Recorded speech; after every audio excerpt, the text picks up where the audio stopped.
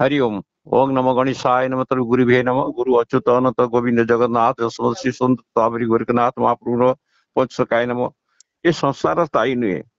जेते ग्रह अच्छा ये मनीष को कंट्रोल करते। शनि मनीष को कंट्रोल करते, राहु मनीष को कंट्रोल करते, केतु मनीष को कंट्रोल करते, रवि कंट्रोल करते, चंद्र मंगल बुध गुरु शुक्र समस्ते कंट्रोल करते। किंतु शनि हूँ एक न्यायर देवता। तेणु गोटे कथा हूँ कौन, ये संसार स्थायी नुहे। ये संसार जो स्थायी नुहे, ये जीव मध्य स्थायी नुहे। एठारे मध्य स्थायी सुख स्थिर शक्ति किछि मिलू नाही। ये जीवन रे केवल दुख जंत्रणा आपद विपद सुख और शेष मृत्यु एक ही मात्र वास्तवता। किंतु क्यों दिय देवता पूजा उपासना मंत्र जंत्र तंत्र आमको एथुरु स्थायी मुक्ति दे पारियो ताहा आम पाखरे अच्छे, किंतु समय अनुसार दबो। किंतु आमर बा जो भक्त मान शुणी तांको बुद्धि प्रस्तुत विज्ञान एथुकु स्थायी निष्पत्ति देव। से मनीष तार भाग्य बा नियति नियतिर निगढ़ नियम और विधातार कथा को भांगी निजर स्वाधीन जीवन बंचार क्षमता मनुष्यर केवेले आसी ना कि आसीब नाही। मंत्र जंत्र तंत्र ये स्थायी नुहे, खाली विपद रु बंचेदेव। हाँ बंचेब किए गुरुंकर इष्ट मंत्र। ये मनुष्य अमर रही पारे, ये मनुष्य निरोग होई पारे, ये मनुष्य सबु किछि होई पारे। जेते संसार अस्थायी जुग को जुग ही मते परमानंद ये मते सत्य जुग त्रेता जुग द्वापर जुग कली जुग जाउची बासुची केते कली केते करी गलानी। किंतु ये जीव बंचियो बेलिगिरी अन्य को मारी दउची, अन्य को कष्ट दउचे। यही होची सबुठु बड़ पाप। याकु शनि विचार करेबे। तापरे गोटे कथा होची कोन, संसार रे जदि गोटे लोक पर गोटे न चढ़िबो अन्य को ठेली से आगु को न जीवो से केबेले उठी परिबो नै। आज्ञा आपण को मत आप सत ना मिछ आज्ञा? आज्ञा अन्य को पछरे पकाई न देले से आगु जाई परिबो नै। मोह पटल उपरे पृथ्वी रे बंचिबा खले हमकु अन्य सहित सर्वदा प्रतिद्वंदिता बा संग्राम करिबा पड़िबो बा जीवनटा होची संग्रामपूर्ण। तेणु शनि आसुछंती यार नाई करिवे संग्राम रे हमको साहाय्य करिवे। आमे भाबे हम शनि हमको कष्ट दब नाही। राष्ट्रीय फल संसार रे जो पंचभूत प्रलय खंड प्रलय ता आसुची आसीबो। तेणु ये जो गुड़िक आसुची वर्तमान भूमिकंप हम। वर्तमान आपण 13 दिन शनि चलला पर प्रलय प्रलय जिनस सब आसीबो, सुनामी हम भूमिकंप हम जहाँकि काली रात्रि भूमिकंप होइछे। आपण टीवी देखि पारंती सारा पृथ्वी ध्वंसाभिमुख। कहीं ना गोटे कथा होची कौन, समस्ते चाहूचंती आमे के सुस्वादु खाद्य खाइबु, ता होची काम। काम शक्ति ही मनुष्य को इतस्तत करी मारी दउची। जेमती पवन नौका को इतस्तत करी पानी रे बुड़े दिए, एकमात्र काम शक्ति ये दुर्लभ मनुष्य को ता दुर्लभ विचार भक्ति चिंताधारा को सब बुड़ी मारी दउची। तेणु आमे जानिचु सबु कथा जानी ये प्राणी मु मध्य निश्चय मरिबी। मु कहूची बेलिकिरी आपन को धर्म कथा मु बंचिबी ताहा नुहे। तथापि आमे ए मरण को के मन रखुना। सब मुहूर्त रे मरण आम पक्षे पक्षे रही, आम पाखे पाखे गोड़ी आमको जगुची। सबु मुहूर्त आमको जगुची। केते मिछ कहूचु, केते सत कहूचु, केते अन्याय करतु, केते पर लुटचु केते अन्याय करचु केते परस्त्री सेवन करचु पर धन हरणचु केते अपमान करचु केते दुख दउचु केते काउ कोन को सब से देखुछे तेणु जेतेबेले आमे मृत्यु को जीवन दे पारिबु नै से मृत्यु हमको छंचा बड़ी की छाची नहीं जीवो छांपी नहीं जीवो सेतेबेले ये पंचभूत शरीर पानी पवन आकाश अग्नि रे मिसी मिलई जीवो मुठे पाउस होई जीवो जदि एकता आपण मानकर मने थाए आमे समस्त जीवन रे ए से कथा जानिचु जे ईश्वर होउचनि सर्वशक्तिमान हमर पिला बेले हम गुरु हमको पठेथिले बालकालु धर्म धन मु संचीवी ए जीवन अनिश्चित के जाने कहार आज मृत्यु काल होई जीव उपस्थित बोलम देखवार हरि हरि बोलम आज्ञा सतना मिछ आज्ञा तेणु केतेबेले किए मरिबो के जानी पारनी किंतु शनि न्याय देवता से आसुचंती एबे बहुत उत्पात हबो जो उत्पात को मनी संभाली परिबेनी आग दक्षिण रे उत्तर रे आग साजिलानी उत्तर आपणकर पूरा नष्ट हबो उत्तर प्रदेश बहुत लोक मरिबे दक्षिण रे गाजिबो किंतु गोटे महामारी ये मार्च मास रे आसुची जो महामारी की ये शनि घिनी की आसीबो सो महामारी बंचिया भारी कष्टदायक हबो से महामारी कोरोना ठू बहुत विषाक्त आउ तार कौन सी ये नहीं उपादेय नहीं जे शिशु मानक आसला मु कहितली शिशु मानक आसिला तार उपादेय थिला तो कमेई देले किंतु कमेला किए जो मंत्र दिया हेतला से मंत्र रो गोटे हमर गोटे इथर अछि इथरे सब मंत्र रहउची आमे जो मंत्र कहउचु जो ज्ञान कहउचु जो कथा कहउचु जो वार्ता कहउचु जो आपण को आलाप कहउचु बा जो आपणकर वीडियो जाउची जो कथा उडिक अमृतमय लोक सुनुचंती से कथार गोटे इथर को जाउची जो इथर रे प्रभु सुनुचंती से जुग से कमेई दियातला जोटा कहता 24 तारिख डिसेंबर रे छोट शंकर आसीबो मृत्यु हबो छोट छन मरचंती लोक हुसियारी हेले लोक जपिले किछि पाइले किछि हजेइले किछि देखिले किछि न देखिले आर अर्थ होउची बड़ कष्टदायक मु कहि देउची किछि देखिले कि न देखिले सेटा मु जेतेबेले आर वेबसाइट रे तारीख देबी जे अमुक तारीख रे एतेटा समय रे भूमिकंप कटक रे हबो कटक सहर गड़ी पड़िबो एतेटा समय रे भूमिकंप पुरी रे हबो गड़ी पड़िबो एतेटा समय रु एते तारीख भितरे आ समय तो देले मु भगवान ए लोक मते बाड़ेइबे तेणु मु भगवान हबाकू चाहूनी मु एई पंचभूत शरीर बद्ध जीव मनीष हबाकू चाहूची तेणु जहा किछि ये मानव सब दरकार जोटी वैज्ञानिक हार मानला गत काली पुरी रे आपणकर एते बड़ वर्षा हेगला पुरी से बेला कि वैज्ञानिक माने जो पाणीपाग विवरणी मेरा कहि पारलेनी जहा अच्युत कहितले वैज्ञानिक जो अचल होइबो ज्योतिष विद्या काम करिवो नै कि मोर भक्त कथा काम करिवो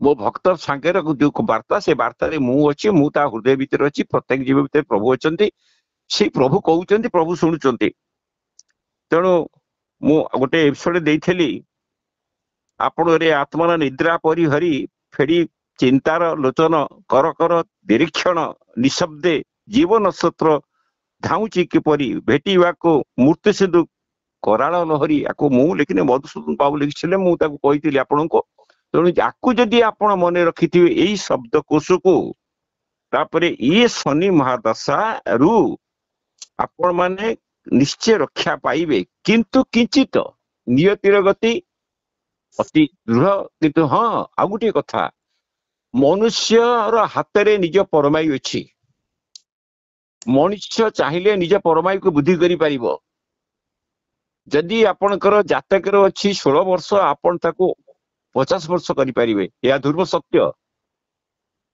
एटा ध्रुव सत्य तेणु मनुष्य चाहिए ଯଦି କହନ୍ତି ଏ ଜୀବନରେ ମୁଁ ଦୁଃଖ ପାଉଛି ଆର ଜୀବନ ଫଳ ପାଉଛୁ, ତେଣୁ ସେ ଗୁଡାକ ମୁଁ ଏ ଜୀବନ ଆର ଜୀବନ। ଶ୍ରୀକୃଷ୍ଣ ଅର୍ଜୁନକୁ କହିଥିଲେ ଗୀତାରେ ତୋର ମୋର ବହୁ ଜନ ବ୍ୟତୀତ ହୋଇଛି, ଏଇଟା ସତ ହେଇପାରେ, କାରଣ ଶ୍ରୀକୃଷ୍ଣ ଯେତେବେଳେ କହିଛନ୍ତି ମୁଖ ନିଷ୍କୃତ ବାଣୀ ଗୀତା ପରମ ସତ୍ର, ତେଣୁ ସିଏ ହେଇପାରେ। କିନ୍ତୁ ଯେଉଁମାନେ ଅର୍ଜୁନ ବି ଜାଣିପାରିନଥିଲେ ତାଙ୍କ ସଖା ହେଇକିରି, ଆମେ ବା କିବା ଜାଣିବୁ ପଞ୍ଚଭୂତ ଶରୀରରେ, ହଁ ମାର କୃପା ସବୁ କିଛି ଜାଣିହବ, କିନ୍ତୁ ସତ୍ୟକୁ ଯିଏ ଜିନିଛି, ସତ୍ୟର ଯିଏ କାମନା କରୁଛି, ଯିଏ ମିଥ୍ୟାଚାରୀ ନୁହେଁ, ଛଳନାକାରୀ ନୁହେଁ, ପ୍ରତାରକ ନୁହେଁ, ଭଣ୍ଡ ନୁହେଁ, ନିଜ ସ୍ୱାର୍ଥ ସାଧନା ପାଇଁ ସିଏ ଛଳ ଯୁକ୍ତରେ କାହାକୁ ହଇରାଣ କରେ ନାହିଁ, କେବେ ଅନ୍ୟକୁ ଠକତେ ନାହିଁ। ଯଦି ସେ ଅନ୍ୟକୁ ଠକୁଥାଏ ସେ ନିଜକୁ ନିଜେ ଠକୁଛି, ନିଜେ ଅତ୍ୟାଚାରୀ ହଉଛି। ଶୁଭ୍ର ନିର୍ଭୀକ ମିଥ୍ୟାଚାରୀ ବ୍ୟକ୍ତିର ଜୀବନ ସବୁବେଳେ ମଳିନ। ଆଜ୍ଞା ସତ ନା ମିଛ? ଆଜ୍ଞା କୁଟିଳ ଭୀରୁ ଯୋଉମାନେ କୁଟିଳ କଥାବାର୍ତ୍ତା କରନ୍ତି ସେମାନେ ନିଜେ ବିପଦକୁ ନିଜେ ଅକ୍ଳେଶରେ ଡାକି ଆଣନ୍ତି।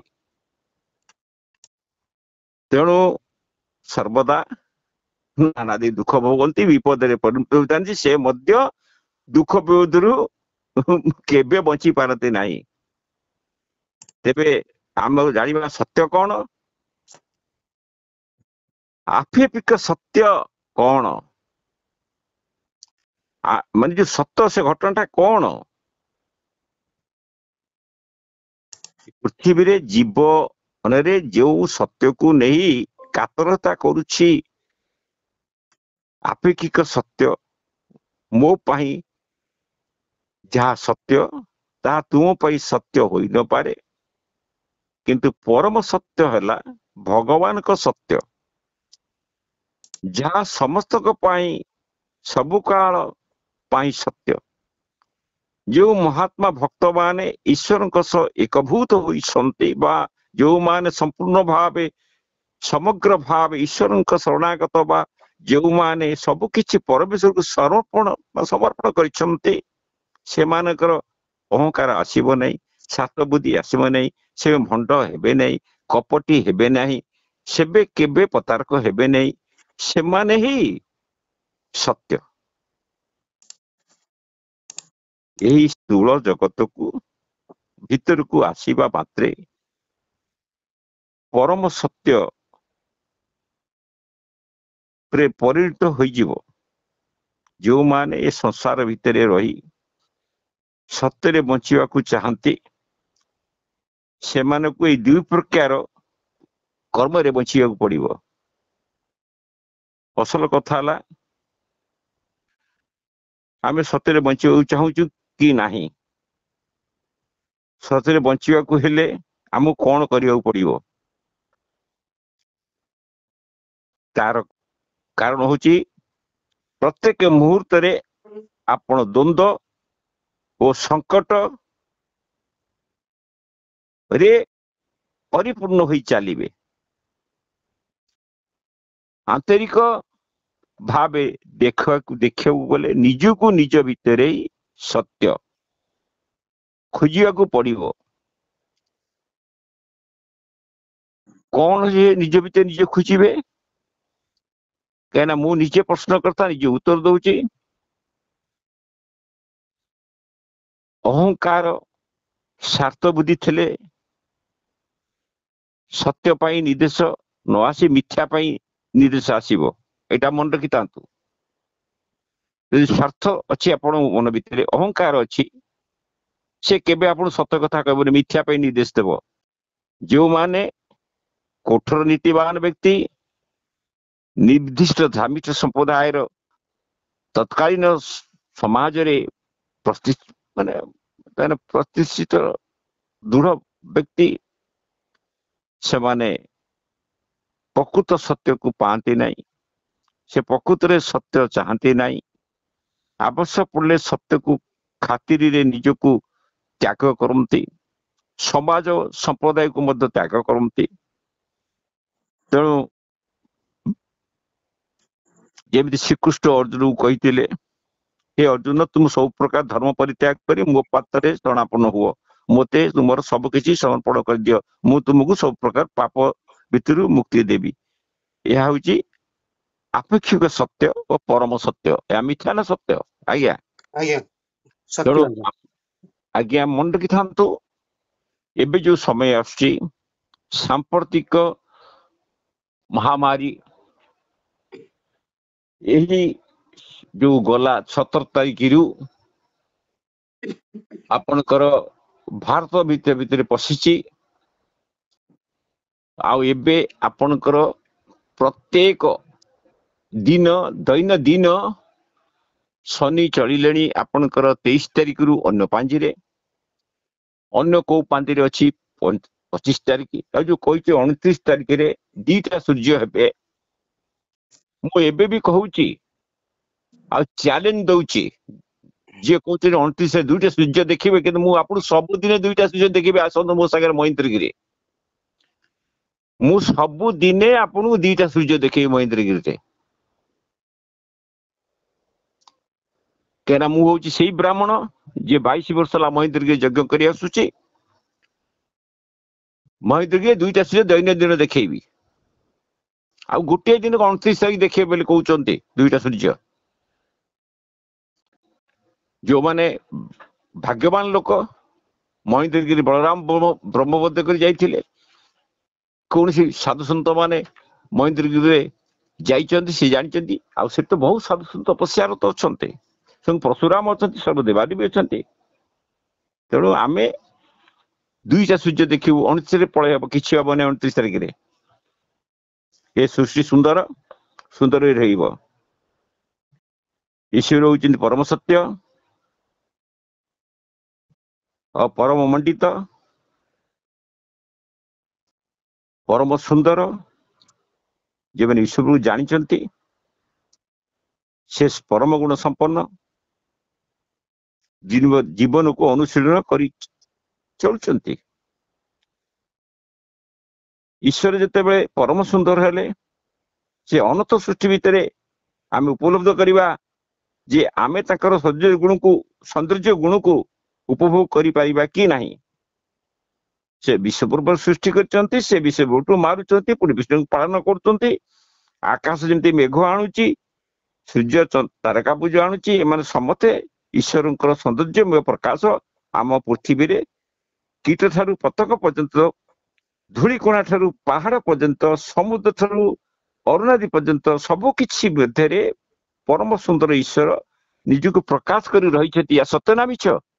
आज्ञा तेणु आमे से परम सत्य को जानिबा पाई आपण को जो मंत्र आग एपिसोड दिया जाइछि ताकू जपिबे। आग एपिसोड रे आपण को किछि तारीख दिया जिवो, आपण देखिबे जो तारीख रे जा हबार कथा थिबो हेइछि, को भाबेरे भी हेइछि, किंतु आमे नुहे से जे कहउचंती हृदय भितर परमात्मा से कथा कहउछि। आपण माने निजको निजे चिन्हंतु, तत्परे ये उपदेश को पालन करंतु। समयर गति अति कठिन, ताकू धरिया चेष्टा करंतु, आ निजे निष्पत्ति नियंतु राति सोई काली सकाळे मु कोन करिवि। जेपरि आपणकर प्रातः स्मरामि अछंती, चिरजीवी लोक माने अछंती, असस्तमा बड़ी आपणकर परशुराम, कृपाचार्य, हनुमान, विभीषण, मार्कंडेय ऋषि, व्यासमुनि, ये 8 जन ना दैनिक सकाळ नियंतु। ये होची अमर। जेतेबेले आपण अमर लोकों को जाम नेबे, आपण को आयु बुद्धि निश्चिंत, एते संदेह नाही। किंतु एमानकर गोटे स्वतंत्र बीज मंत्र अछि, जो बीज मंत्र को फोन रे कहि हबो नाही। जो माने पर्सनल चाहिए ए ओडिपिक चैनल ईमेल मारे कांटेक्ट करिकरी सेमान जे से मंत्र पाइबा योग्य बोली मोर निर्देश आसीबो, सेमानु से मंत्र जिया जीवो। आउ जो माने अछंते अमर, ସବୁ ବିପଦରୁ ଚଳିଛନ୍ତି, କେତେ ପ୍ରଳୟ ଯାଇଛି ଚଳିଛନ୍ତି, କେତେ କଳ୍ପନା ଅଛନ୍ତି, ସିଏ ଯିଏ ଜାଣିଛନ୍ତି ସେ ଜାଣିଛନ୍ତି। ଇଏ ତ ମାତ୍ର ଖଣ୍ଡ ପ୍ରଳୟ ହବ, ପ୍ରତି ଯୁଗ ଶେଷରେ ଖଣ୍ଡ ପ୍ରଳୟ ହୁଏ, ଖଣ୍ଡ ପ୍ରଳୟ ହେଇ ଆସିଛି, ହେବ, ହଉଛି। କିନ୍ତୁ ଏବେ ଯୋଉ ପ୍ରଳୟଟା ହବ ଇଏ ଟିକେ ସବୁଠୁ ବିରଳ ହବ, କାହିଁକି ନା ଇଏ ସଂସାର ବା ପୃଥିବୀ ନାରୀ ଶକ୍ତି ଭିତରେ ବିଲୀନ ହୋଇ ନିଜର ଶକ୍ତି ସାମର୍ଥ୍ୟ ଧର୍ମବଳ ସବୁ ହାନି କରୁଛି, ଯାହାକୁ ଗୀତାରେ କହିଛି କାମେଶ କ୍ରୋଧେଶ ରଜତଗୁଣ ସମୁଦ୍ଭବ। ତେଣୁ ଯେମିତି ଆ ପୂର୍ବରୁ କହିଛି ନୌକା, ସେମିତି ଇଏ ଜୀବର ଯେ ଜୀବନରେ ଅଛନ୍ତି, ଏ ଜୀବର ଜୀବନ ଭିତରେ ଯେ ଅନ୍ତରାତ୍ମା ଅଛନ୍ତି, ସେ ପ୍ରଭୁ ସବୁ ଦେଖୁଛନ୍ତି। ତୁମେ କଣ କରୁଛ, କଣ ଭାବୁଛ, କଣ ଖାଉଛ, କଣ କରୁଛ, କଣ ନ୍ୟାୟ କରୁଛ, କଣ ବିଚାର କରୁଛ, କଣ ନ୍ୟାୟ କରୁଛ, ଅତ୍ୟାଚାର କରୁଛ, ତମେ ନିଜେ ଜାଣିଛ, ନିଜେ ବୁଝିପାରୁଛ। ତେଣୁ ଆମେ ଖାଲି ଗୋଟେ ସଚେତନ ଦୃଷ୍ଟିରୁ ଗୋଟେ ଧର୍ମ କଥା କହୁଛେ ଏପିସୋଡ ମାଧ୍ୟମରେ। ତେଣୁ ଆପଣ ମତେ ଅବଲୋକନ କରନ୍ତୁ। କିନ୍ତୁ ଏବେ ଯୋଉଗୁଡ଼ିକ ଆସିବ, ଆପଣ ଗୋଟିଏ ଏକ୍ଜାମ୍ପଲ ଦଉଛି, ଶନି ଚଳିବାର 13 ଦିନ ପରେ ମନେ ରଖିଥାନ୍ତୁ ଆରମ୍ଭ ହବ ସବୁ ଯୋଉଗୁଡା କହିଲି, ଭୂମିକମ୍ପ ହବ, ଆକ୍ସିଡେଣ୍ଟ ହବ, ଖଣ୍ଡ ପ୍ରଳୟ ହବ, ଗଳି ପଡିବ, ଝଡ଼ ବାତ୍ୟା ହବ, କେତେ ପ୍ରକାର ବିପତ୍ତି ଅଛି ପଛଭୂତ, ସବୁଗୁଡ଼ିକ ଆରମ୍ଭ ହବ। ଜଣେ ଭଦ୍ରରୁ କହିଛନ୍ତି ଅଚ୍ୟୁତ 5000 ବର୍ଷରେ କଥା ଲେଖିଥିଲେ, କଣ ଆର ସତତା ଅଛି? ତାର ଏକ୍ଜାମ୍ପଲ ସ୍ୱରୂପ ଆମେ ସଂସାରକୁ ଆସିଛେ, କୋଉଠୁ ଆସିଛେ? ସେ କହିବ ବାପା ମାଠୁ। ବାପା ମା ଆପଣଙ୍କର ଆଣିଛନ୍ତି, କିଏ ଆଣିଛି ଆମେ କେମିତି ଜାଣିବା? ଆପଣ ସଂସାରକୁ ଆସିଲେ। ସେଇଭଳି ଆଉ ଜଣେ ଭାବୁ କହିଛନ୍ତି ଅନ୍ୟ ପାଞ୍ଜିରେ ଅଛି ଆପଣଙ୍କର ଶନିବାର ଶନି ଚଳିବେ, ହେଇପାରେ। ନାନା ଋଷି ନାନା ମତ, ବିରଜା ପାଞ୍ଜି ଅଛି, ରାଷ୍ଟ୍ରୀୟ ପାଞ୍ଜିକା ଅଛି, କୋହିନୂର ପାଞ୍ଜି ଅଛି, ଖଡଗତ୍ର ପାଞ୍ଜି ଅଛି, କେତେ ପାଞ୍ଜି ଅଛି। ଯାହାକୁ ଯେମିତି ଦିଶିଲା ସେ ସେମିତି ଲେଖିଲା, ସେ ବେଦକୁ ପ୍ରକାଶିଲା।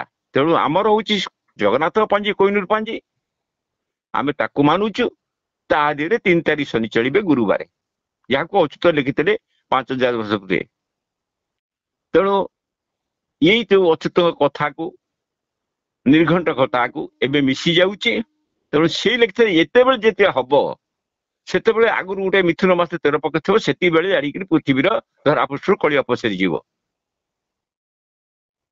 ତେଣୁ ଏବେ ସେ ଘଟଣା ହବାକୁ ଯାଉଛି। ଆମେ ସଚେତନ ଦୃଷ୍ଟିରୁ ଜୀବ ଜଗତକୁ ଧର୍ମରେ ଅବଲମ୍ବନ କରିବା ପାଇଁ, ଧର୍ମ ପଥରେ ଚାଲିବା ପାଇଁ ଏସବୁ ଗୁଡ଼ିକ କହୁଛୁ ବା ପ୍ରେରଣା ଦଉଛୁ। ଆମେ ଆପଣଙ୍କ ଭୌତିକ ଦେହରେ ବଦ୍ଧଜୀବ, ଆମେ ବି ଦିନେ ମରିବୁ, ଆମେ ଅମର ହେଇ ରହିପାରିବୁନି। ହଁ, କହି ନପାରେ, ଏ ଜୀବ ନିଜ ପରମାୟୁକୁ ନିଜେ ବୁଦ୍ଧି କରେ, ନିରତିର ଗତି ଥାଏ, କିନ୍ତୁ ପ୍ରଭୁ କାଟି ଦିଅନ୍ତି। କାହିଁକିନା ତାର ସେଇ ଅମର କୋଷ ଭିତରେ ସେ ଅମରତ୍ୱ ବାଣୀ ବା ଅମୃତ ବୀଜ ପ୍ରଭୁ ନିଜେ ସୃଷ୍ଟି କରି, ତା କର୍ମ ଘେନି ଫଳ, ତୁଠ ଘେନି ଜଳ। ତେଣୁ ଆଜି ଯୋଉ ଏପିସୋଡ ଦେଲି, ଆପର ଯୋଉ ଏପିସୋଡ ଦେବି ଗୁରୁବାର ଦିନ, ସେ ଏପିସୋଡରେ ଆପଣଙ୍କୁ କିଛି ତାରିଖ ଦେବି ଶନି ଚଳିବା ପରେ ପରେ। ଯୋଉ ଦିନ ଶନି ଚଳିବେ ସେଦିନ ଗୋଟେ ମୋର ମହାପୂଜା ଅଛି। ମୁଁ ପୂଜକ ଲୋକ ଆଜ୍ଞା। ଦକ୍ଷିଣ କାଳୀ ପୂଜା, ଶନିଙ୍କର ଇଷ୍ଟ ଦକ୍ଷିଣ କାଳୀ, ଯମ ରହୁଛି ଦକ୍ଷିଣରେ। ତେଣୁ ଦକ୍ଷିଣ କାଳୀ କି ଯିଏ ପୂଜା କରିବ, ଯମ ତା ଘଟ ତ ନବ ନାହିଁ। ମୁଁ କହିନାହିଁ, ଶାସ୍ତ୍ର କହିଛି, ବେଦ କହିଛି, ବିଚାର କହୁଛି, ସବୁ କହୁଛନ୍ତି। ତେଣୁ ମୁଁ ଆଜି ଏତିକି ରହୁଛି। सर्वे भवन्तु सुखिनः सर्वे सन्तु निरामया सर्वे भद्राणि पश्यन्तु हरि ओम तत्सत्। ओम शांति शांति शांति सुशांति भवतु, सर्वारिष्ट शांति भवन्तु, पार्वती निमिनास्तु, सर्व संस्वस्ति भवन्तु, पूर्णभूत मंगल भवन्तु। गंगे हर, नर्मदे हर, जटाशंकरे हर, पार्वती पते हर हर महादेव, हरि ओम तत्सत्। हरि ओम हरि ओम।